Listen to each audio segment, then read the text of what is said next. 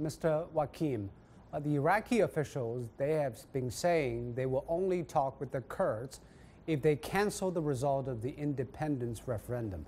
But it seems the Iraqi Kurdish are bent to go along with being independent, so how likely they will have a political dialogue. Well, I believe that the Kurdish leadership had showed signs of backing down on its call for independence, and even it showed signs that it's ready to cancel the results of the of this of what happened actually, because I believe that Barzani, the Kurdish leader, had achieved the objectives that he needed.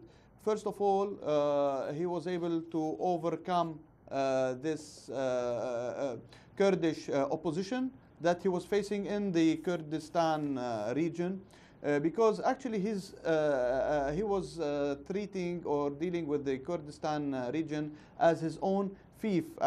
He was acting as a feudal landlord, and he was confiscating all revenues from oil and putting it in Turkish banks, actually, so in his personal account.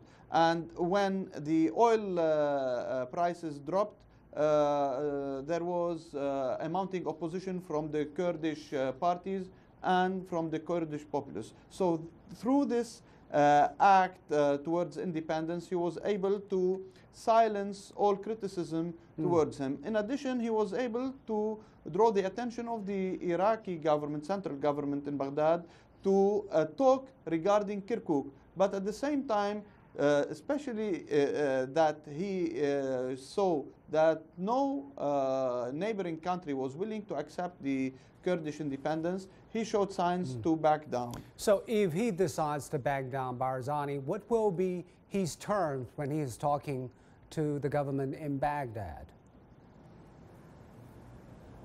I believe that, first of all, he wants for Baghdad to acknowledge him as the unquestioned leader of the Kurdistan, especially regarding when it concerns other Kurdish parties. So he wants Baghdad to deal solely with him.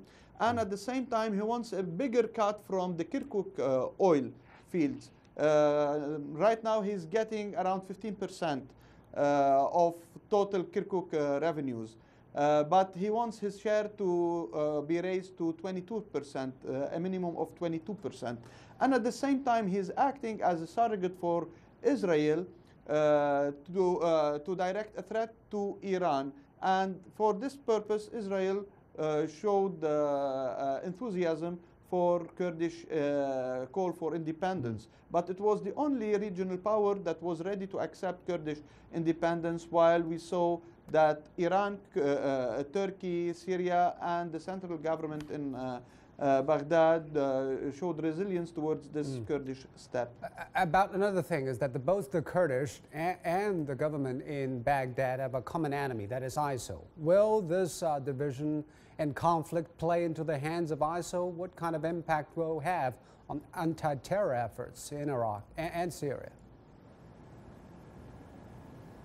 Well, we need to acknowledge the fact that Barzani actually used ISIL at one point as a pretext to withdraw from certain regions and let the local population in mixed areas be subject to ISIL persecution.